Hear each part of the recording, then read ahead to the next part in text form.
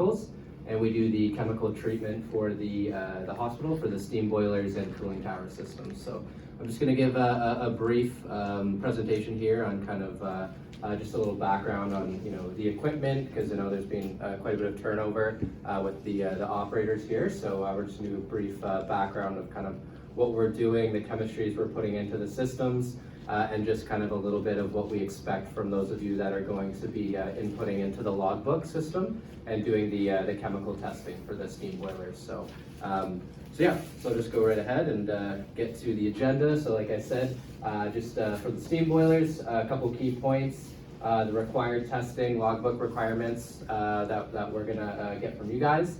And then also for the cooling towers, same thing, just some key points, what the chemical does, and then also the logbook requirements as well. So what I'll do is I'll talk a little bit about each system, and then I'll exit out of the slideshow and then go to the logbook so I can show you kind of what you need to do and kind of how to update the system with the testing. So right off the bat, yeah, for the steam boiler, so we'll just start just kind of going over the equipment that we have. So for the pre-treatment, so this is the equipment that we have that is pre-treating the incoming water to the DA tank and to the steam boilers. So first we have the softeners and then the polisher directly after that. And what they do is they remove any calcium and magnesium from the incoming water, because a big problem with your steam boiler system is under a very high temperature and pressure, what happens is the calcium magnesium precipitates out of the water, and it causes scaling inside of your boiler tubes. And scaling is a very, very bad issue to have for your tubes, as it can cause, essentially what's happening is it's coating the inside of the tube. So you're gonna need way more energy to create the steam, and then when you're blasting that much fire on the tubes, it's gonna eventually crack the tube and break, and then you have to replace the actual coil of the boiler, and that's extremely expensive. So, so very important to have the softener polisher in place. What the polisher is, it's the exact same thing as a softener unit, it's just a smaller tank, and essentially what it does is it just catches if there's any issues with the softener. It's just a cleanup. So if there's an issue with the softener, some hardness gets through the system, the polisher is going to clean it up, so you don't have any hardness issue into the actual steam boiler systems. And then the next step we have is called a dealkalizer. And what this does is it removes the alkalinity from the incoming water to the steam boiler system. And by doing that, we're improving the condensate. So when the steam goes up and condenses down, the water of the condensate is very corrosive. So it's generally below around 6 pH, and that's corrosive to black iron piping, which is majority of your condensate piping. So what this does is it removes the alkalinity of the incoming water. So you only need to add 90% of the chemical to treat your you only need to add 10% of the chemical that you're treating for condensate protection. So the main point of the dealkalizer is for cost savings chemistry-wise. So you've probably seen other boiler systems without dealkalizers. You can run them, no problem. It's just solely for chemical savings in the long run. So those are the three systems that we have set up right now. If you've been down in the steam boiler room as of yesterday afternoon, we're in the process of changing out the main softeners. So they're quite large ones we had in place. They're oversized. They use too much salt, and they're on their last legs. So we're replacing them right now with smaller tank units, which is fine for the amount of flow and water consumption we need. But yeah, so if you take a look down there, they're being replaced. So in the next couple weeks, we're just waiting on plumbing, and then we'll get them up and running. So the next step we have is the deaerator, and this is where we inject our chemistry into. Typically the deaerator, it maintains a higher temperature and a pressure around 7.5 psi, and it's very beneficial in your chemical consumption. So it really helps in the removing oxygen prior to it going into the steam boiler. So that's the main effect of the deaerator. And then also it maintains a higher temperature, so you got to think your steam boilers, obviously they're boiling the water to generate the steam. So when you have a high temperature water going into your boiler, there's less thermal shock. So it's very, very good for your boiler system as well. So just a brief update. I'm not going to go too deep into how the DA functions, but that's essentially the background. And then what we have are the steam boilers. The main thing that we're controlling just at the steam boiler level is the conductivity. So I'll go to the next slide. And you can see the controller there. That's just a picture from one of the 4 boilers we have. And this is to control the surface blowdown of the actual steam boiler system. So what we have in the boiler is we have a conductivity probe, which gives out that measurement, which you can see is 3301. That's the conductivity reading. And that measures pretty much the amount of dissolved, so the TDS, so total dissolved solids, all the minerals content that's in the actual steam boiler. Because when steam's generated, pure steam goes up, all the minerals stay down into the system, and then they condense, so you get more and more and more. So that's why you need to blow down the steam boiler system, so you can drain out that high mineral content. So we control that via our surface blowdown. And so that's off of the side of the steam drum if you're looking at the boiler, and so once it hits its set point on the probe, it will open up the solenoid line and drain water down into the blowdown tank. And then that's how you control your mineral content in the boiler. And then we also have a bottom blowdown, and that's going to be sitting at the very bottom of the steam drum of the steam boiler. Should have the same solenoid valve, but that's controlled directly at the steam boiler, and it's typically a timer that goes off. So it might go off for 5 to 10 seconds for every hour. And what that does is when the mineral content eventually it does kind of get down to the bottom, so you have a higher mineral content, you can kind of get sludge buildup. So what happens is that bottom blowdown is to control any of that high sludge that could be at the bottom of the steam drum. So that's why we have the double blowdown system in effect. Any questions off anything I covered for now? Oh, good? All right. So now we'll get into the chemicals and what they do. So we have 3 chemicals. You'll notice they're tucked underneath the stairs there. They're the big blue tank, so we have Kelox 1040i, and what that is, it's a sulfite and polymer mixture, and that's used for corrosion protection as well as scaling protection. So the sulfite part, what happens, the major issue of corrosion in steam boilers is there's a high oxygen content in the water, and what that does is under high temperature and pressure, it actually eats underneath the surface of the metal and then creates a bubble, and then eventually it rips off, and then you get a pit on your metal. So you can have that present in your boiler coils, in your steam drum, everywhere in the boiler. So if you're not adding sulfite to the system, what that does is it removes the oxygen. So when we're doing our testing, we generally try and get a 50 to 100 ppm available sulfite, so that any incoming oxygen, it's going to remove that and prevent any corrosion from inside the steam boiler tank. And then what the polymer does is if there's any scale built up or suspended iron in the water, what it does is it kind of eats it up and puts it into solution, and then it blows down with the bottom blowdown and the surface blowdown. So that's what that product does. And then for the COS 50, that is just caustic. It is strictly for pH control in the steam boiler. So that we have the dealkalizer in place. It actually has a lower pH of the incoming water, so that can drop the pH in the steam boiler. So we're injecting COS 50, the caustic, into the steam system to just maintain a higher pH level that's happier for corrosion for the metals within. And then the last product we have is Cleansamine FC. It's for the condensate corrosion. So as I mentioned before, we put this in to help balance the pH in the condensed steam.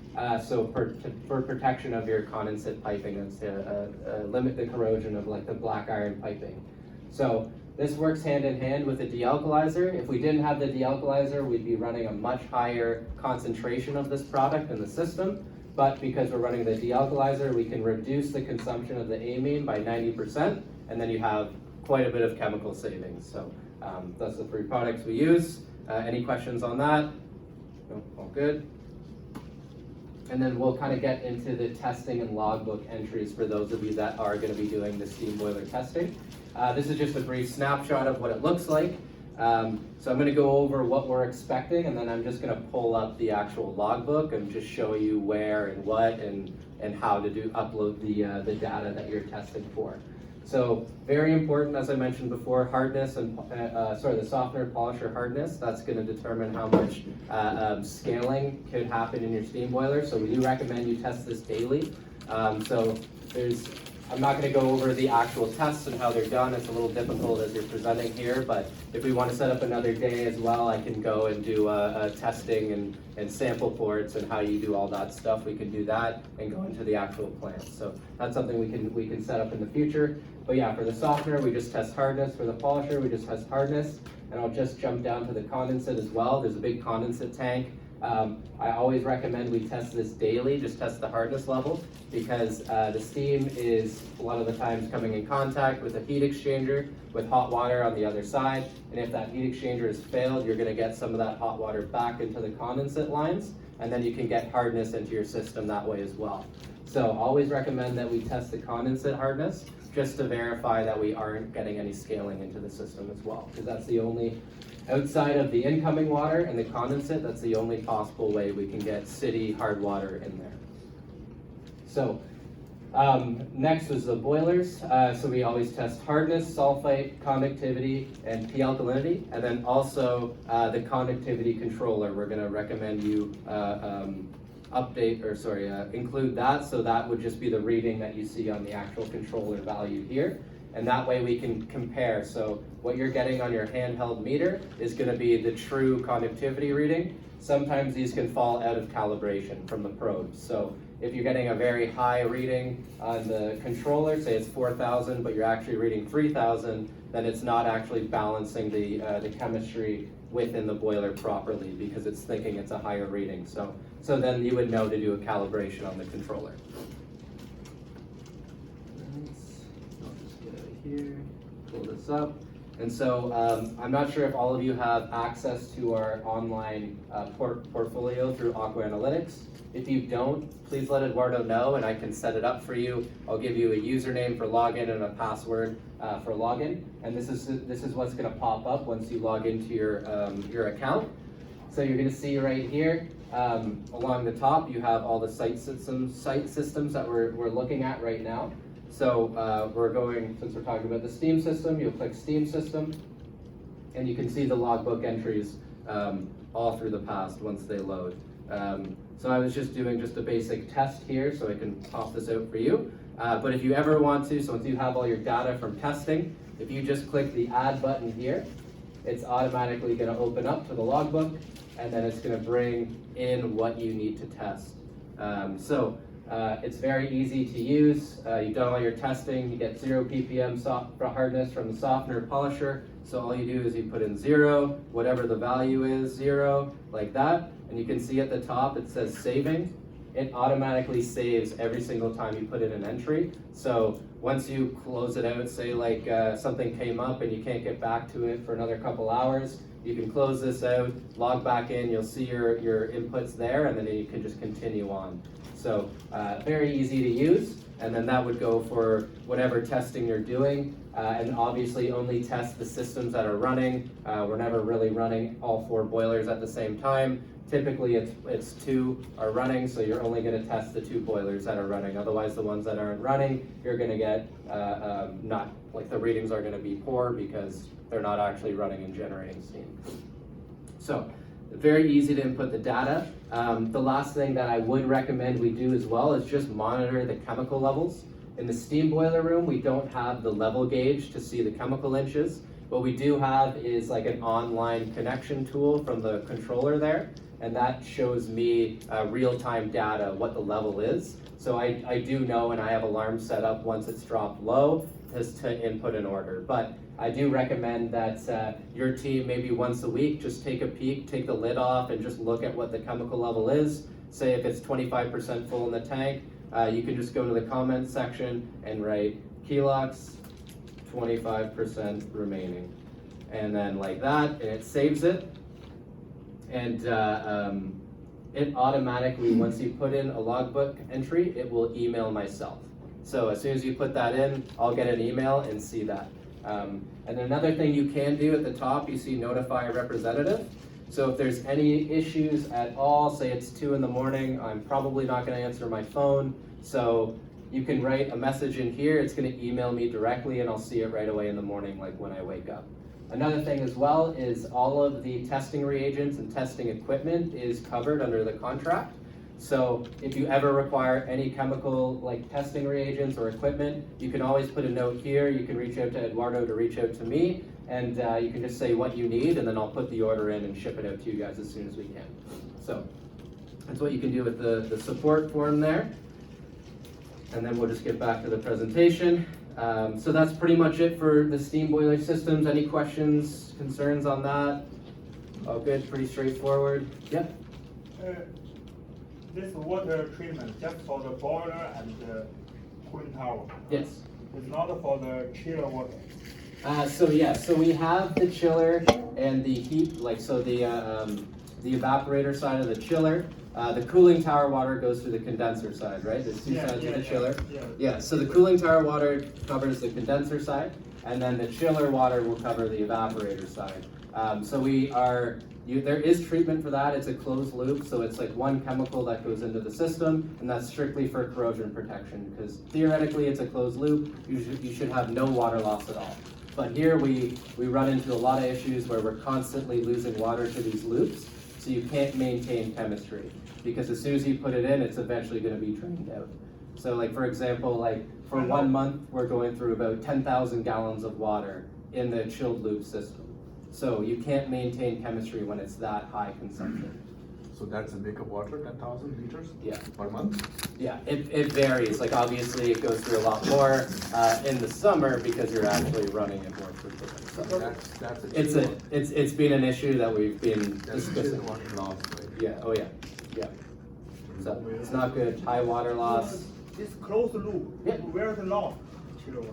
So it's gonna come from coils, any other like potential areas. It's very hard to pinpoint because the closed loop goes everywhere, right? So it's quite large, so it's difficult to pinpoint the exact locations where the water loss is coming. But there's a makeup meter, so if you go down in the Block 2 basement, if you look past the chillers, you know the chemical treatments there. On the right-hand side, there's a makeup meter for the chilled water loop system. Yeah, before the makeup, they didn't add some chemical, and because when we service the fan coil, we know water is no treatment, still get trouble for the 2020 fan coil concern is for that some water quality is so bad. Yeah.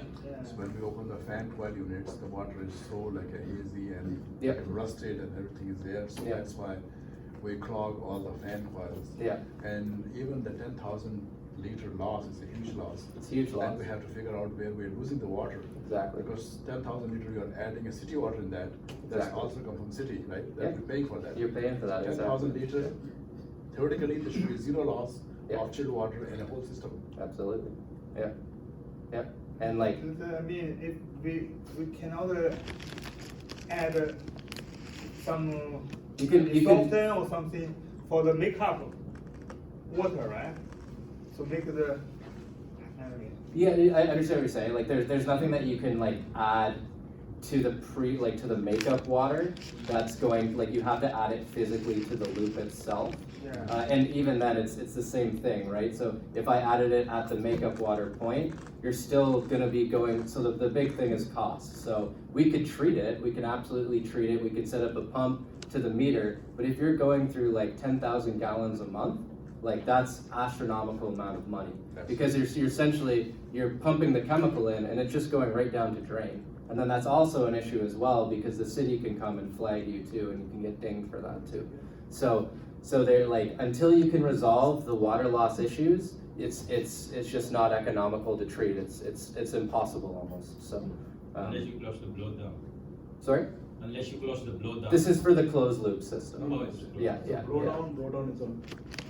Yeah, blowdowns on the tower side and also steam boiler side as well. So it is a big problem and it's been a problem for So a very this long means time. that we know they Yeah. make a problem, but because of the cost high, so we give up.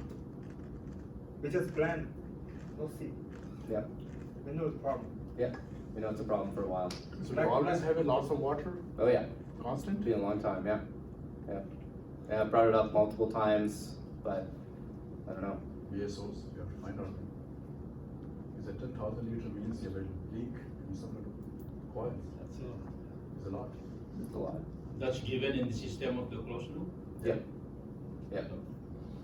And yeah, you can track it too, there, you can grab that meter Zero reading. loss, 10 liters, 20 liters, okay, the leak from the Yeah. pump, but 10,000 liter in a month? Yeah, It's too much. it's too much, like I said, costs, and then it's impossible to treat, Cost like of you can't. chemicals and. You get water. this, data lost 10,000 from the makeup, Yep, Okay, because they have makeup, a meter. They have a meter. if the level go down, they make up. yep, So you get it from this meter. No, makeup is Yeah. always constant, but but there's a I know they have there. meter, right? Have water meter. mhm. But we didn't see the loss leaking. It's a huge system, you know, it's a big system, it's all the fan coils, everything. Somewhere, something is leaking, you have to figure it out. It takes time also. Yep, On top of it, we have projects going on all the Yes. time as well. Exactly. So we drain the system too. No projects, there's a chill water closed. yeah, I mean, like, yeah, typically you isolate a certain section if you're working on it and just drain that section rather than the whole loop, but sometimes it is drained, but typically not really. Yeah, we have leaks, I don't know, like I said, it's very difficult to find exactly and pinpoint where they are, but that's the issue why that, and then also, I don't know how frequent the filter changes are being completed as well, but that will help in removing that, like, high iron content in there as well. So what you can suggest, you know, the water quality is so bad for chilled water. It's almost like it comes like some dust in the water. So what chemicals can I add to just, Well, so that to take care of that discoloration is filtration. this filtration? Filtration will really help. Like, we have multiple filters on that loop, so increased filter swaps will definitely help clear up that water as well, because that's going to get the suspended solids that are in the water. Yeah. It's going to pull that out and like help that clogging Yeah. of the actual coils themselves. Yeah, thank you, Jason. Yep. So we'll go again. Here. And then, yeah, so it's just an example of the tower controllers that we have. So on the left is the older controller, that's at the block 2 basement. And then the other controller we have on the right, the same controllers in the block 6 and block 4 as well, that little chiller room there. So just an example of what that is.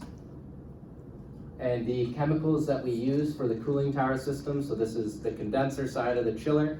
We have the Locor 2000 TF. This is used for scale and corrosion inhibitor. It prevents scaling and corrosion, majority of the chiller tubes and the piping and the tower itself. But majority, this is like really for your chiller protection. So it stops, there is the point of skin temp that can cause scaling because we're using city water to into the system, so there's going to be the calcium magnesium, so there is the potential of scaling in there.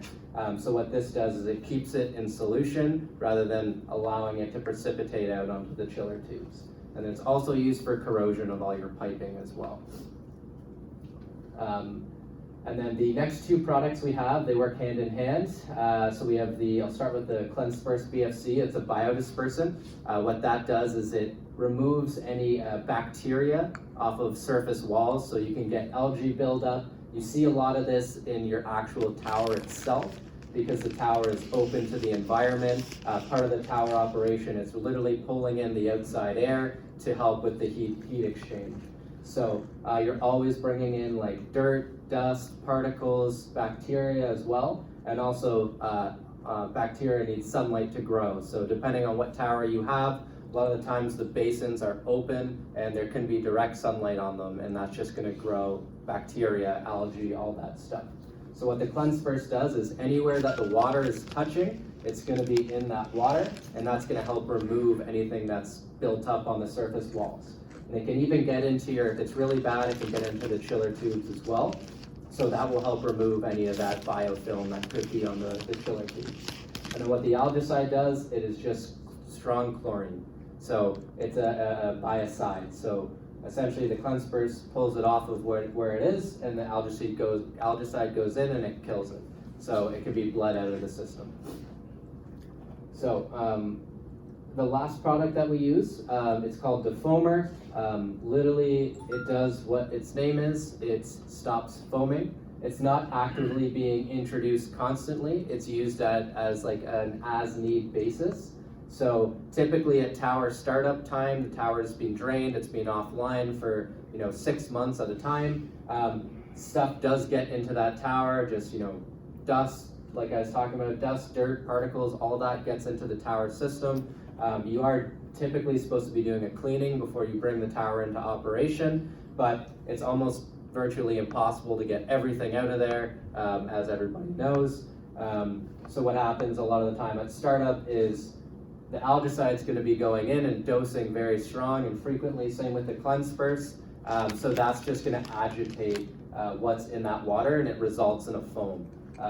So that's typically what you see if, say the algicide tank goes empty for like 2 weeks at a time and it comes back on, or at tower startup kind of thing, you will get some sort of foaming, and typically you'll see it in the tower basin. The Defoamer product is very, very strong. So if you have a lot of foaming, literally you just get a little cap full of it and pour it into the tower basin, and you'll watch all the foam will disappear. So like I said, it's just on an as-needed basis that we add this product to the system. And then for the testing requirements, typically we don't actually need any testing for this, as everything is super automated and communicated like through our online portal. So you can kind of tell everything based off of the controller reading, the ORP reading, and the chemical levels. So all we recommend for you on your team is to update just what the controller readings are saying, and then the chemical levels as well, as that just kind of keeps us on top of our chemical shipments. So we haven't been doing this in the past. Typically it's just been the boilers that have been updated into the logbook. So I want to just encourage us to start doing this now in the future, because it really helps in staying on top of chemical levels for sure. So I'll just briefly get into this. As I mentioned before, this will be your logbook here as soon as you sign in, and then at the top is where it's going to bring you to each site system. So we'll go to block 2 tower, and again you just hit add on the side, and that will generate the logbook. And as I mentioned before, we just want to grab the ORP reading and the connectivity controller reading, so you'd input that data there. And then for the products, go under the product tab, and you can see the 3 that we have, and they have the level gauges in the tank, so just input the inches remaining. So we'd recommend to do this at least once a day, just especially in the summer. Well, actually only in the summer, because that's when the towers are actually running. But when the tower systems aren't running, there's no need to track that because they're not being used. So yeah, it's only when the chiller systems are actually running that we need the tower entry for the logbook. So your controller reads all the ORP reading, or no? Sorry? ORP reading is it done by the controller? Yes, yeah. It's done, so it's based off of set points. We have a probe in place, similar to the conductivity. If it's below its set point, it's going to turn on the algicide pump, that's for the chlorine, and then dose the system to the control range that we have. So what are the set points for the conductivity for cooling tower? For the cooling tower, we run, so I can bring it back here so you can see the tower conductivity. We measure 1050 to 1200, and we have the bleed set point set for that. 1050. Yeah.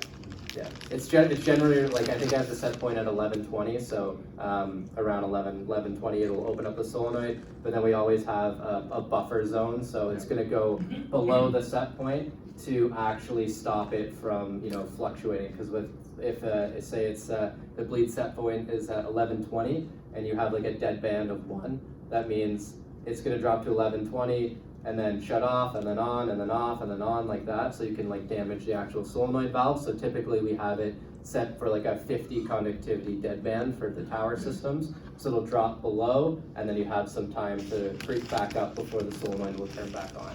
But under like very, very hot days, that valve is typically always open, because there's just so much evaporation and so much makeup to the system. So that bleed valve is typically open very, very frequently in the hot days we have in the summer.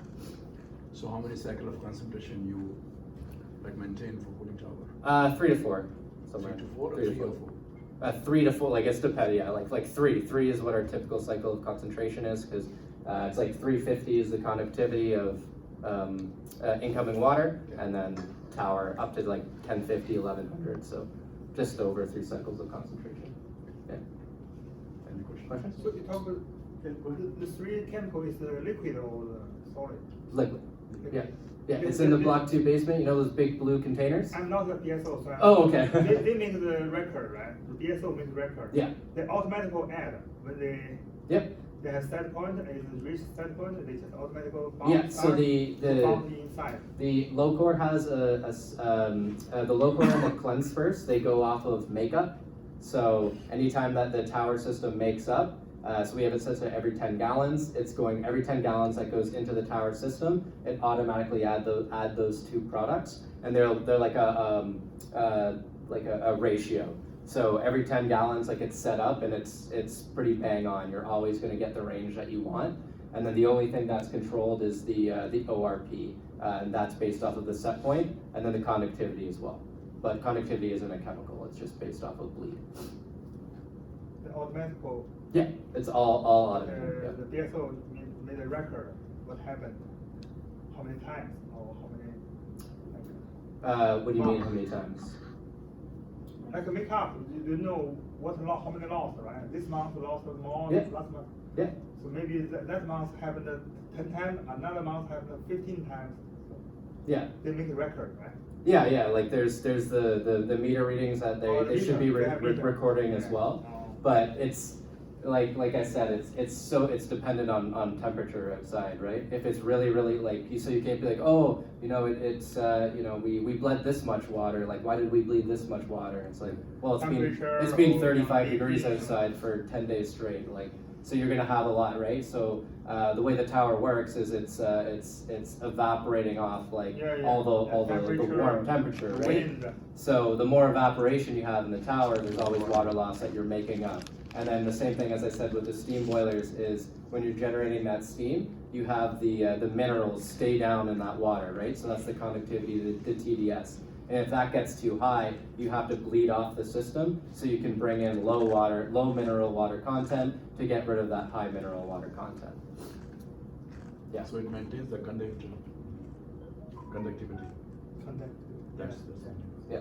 They have set point and Yeah, so 1050s, and whatever we know evaporate, it adds the water. with the BSO in the monitor, that system, The meter? running good, right? Yeah. If something, You should have it like. the meter street reading never for happened, they should find the reason. Yeah. Too much makeup or Yes. so. And that would tell you if so a lot of times one of the typical issues that happen is you'll have really low conductivity. Yeah. So you might come in, you get 500 conductivity in the tower. So Yeah. it's like, okay, something's going on, right? You're gonna get an alarm, it shouldn't be 500 conductivity. But that means you're losing too much water. So what you typically have is that solenoid valve might have failed and it's just stuck open and it's constantly sending water to drain. Or your tower makeup, typically a lot of it is a float. That float could be broken and it's just constantly adding water and overflowing at the actual tower itself. Yeah. So that kind of brings me into the next step here. Just a bit on troubleshooting. Yeah, of course. Yeah, just a bit on troubleshooting. There we go. I'm not going to get into every single aspect of troubleshooting because there's quite a bit, but I've put together a bit of like a cheat sheet troubleshooting guide. So it'll show the alarms that you might see in the actual controller, or just some like poor readings that you might get from chemical testing as well. So I just put a sheet together. I'll send it off to the management team, and they can share it with the BSO team, and just kind of. So when you see something, your immediate reaction isn't like, I don't know what's going on, I'm gonna call like DuBois. Just take a look at this, see if you can kind of troubleshoot it yourself, and then if you have any questions, I'm like happy to reach out to myself, and I can kind of get to site when I can, right? Because a lot of the times I'm not able to just come immediately, I might have to come the next day, so this kind of might be able to help you before we need actually somebody on site. So. Yeah, just a brief snapshot. There's a much larger list. I'm just not going to go into all of it because it would be we'd be here another hour, so, yeah. All right, then any questions at all? That's pretty much the end of the slideshow. Any questions from anybody else? Do you have that copy for the troubleshooting guide? Yes, yeah, so I said, I have that. I'm gonna email it to the management team, and they'll print out a couple copies for you guys, so you can Okay. actually have it on hand, so when you're doing the testing, you can see. Yeah. Yeah. What if the reading for the sulfite and the alkalinity are low or high? Yeah. Is it automatically correct? For the troubleshooting guide? No, it's From the controller. For the it chemical said that feeder. the conductivity is automatically adjusted correctly, Yeah, right? yeah. How about the sulfite and the alkalinity? Yeah, so that is dosing the same as like based off of makeup. You don't have to So, adjust it. yeah, so you shouldn't, but it's not, so the way the tower systems work, it's almost like a 1-to-1 ratio where like you add X amount of water, you add X amount of chemical and it works. But it's a little bit variance on the steam boiler systems where it goes based off of consumption as well. So you'll notice in the sulfite levels, in the winter, we actually have to turn the chemical pump down because we're adding so much more water. So the chemical, it's not a linear addition, so you might have to make some adjustments to the chemical pump there. So the steam boilers are a little different, and like that's what in the troubleshooting guide, if you're getting low sulfite, you know, look, is the conductivity really low? Because if the conductivity is really low, the sulfite's going to be low, and that could be an issue because of, you know, the solenoid valve is leaking and we're constantly losing water.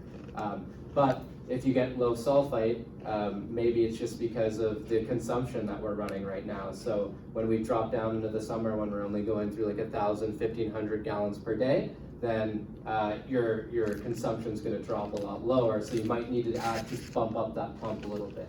So it'd be like if you get low readings for 2 days in a row, you know, the chemical pump's fine, we have good chemical levels, the conductivity's in range, then you probably just need to make a chemical pump adjustment. So that's also in the troubleshoot guide as well. Yeah, yeah, something like that. Lauren?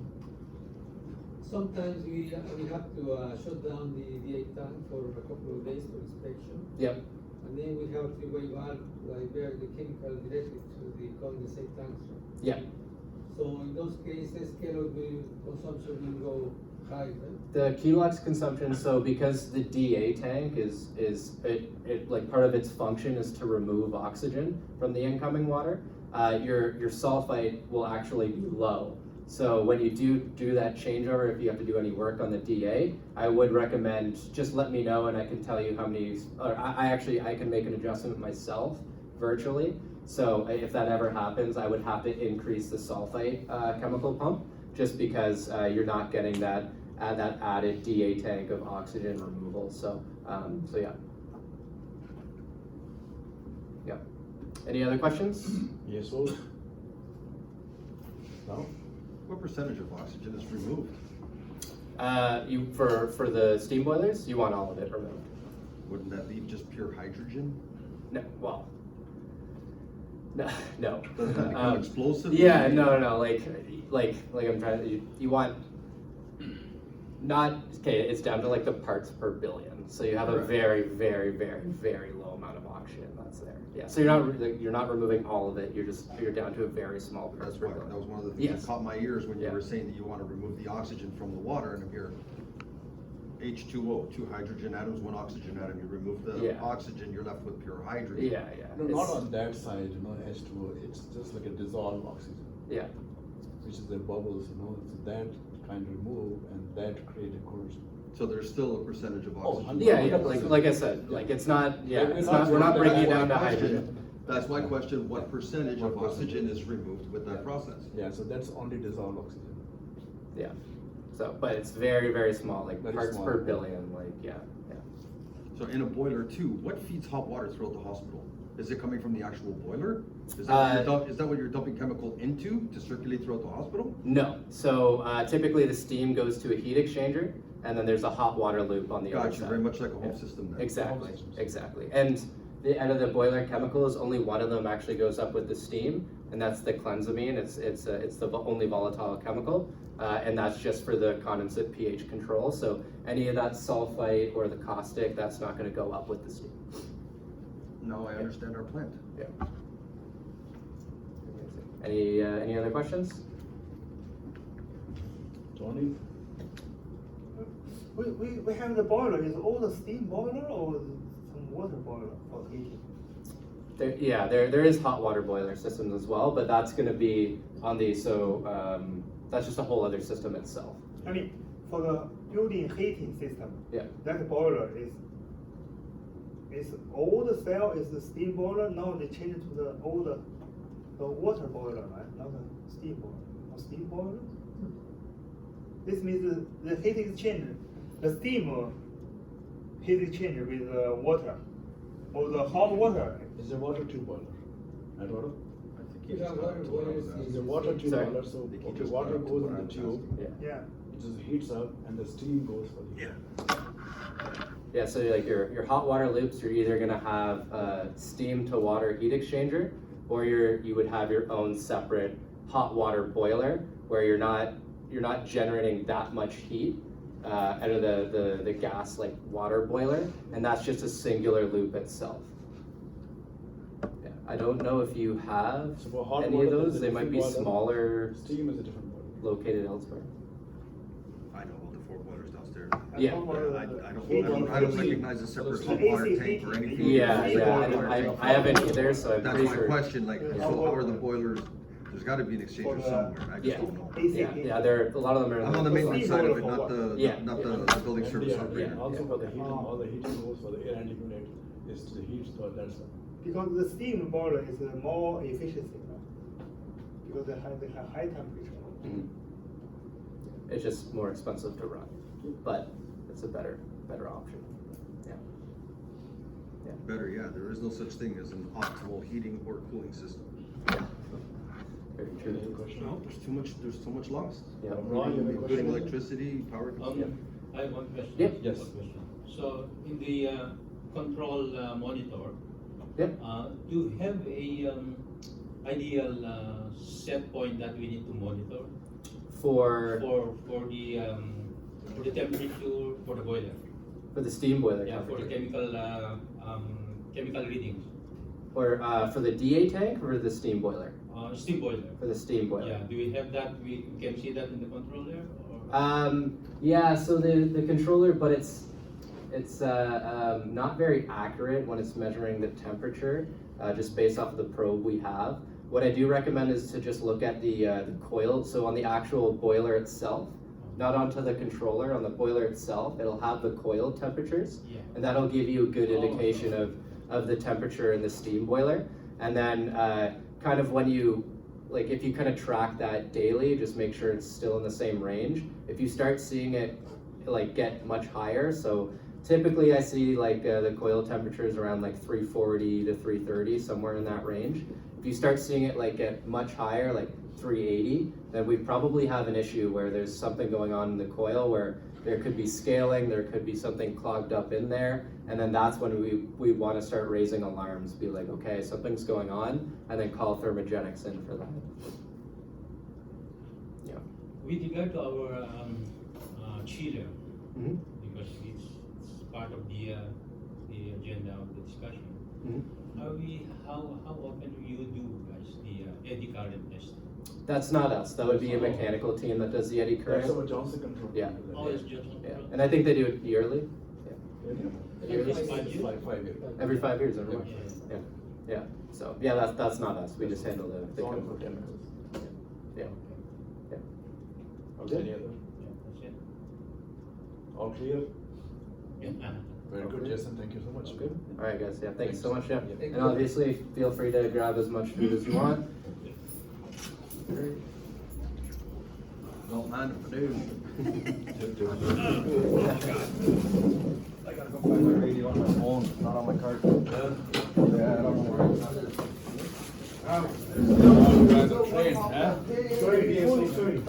Do we train for the cameras? Sorry? No, I'm just talking to my staff.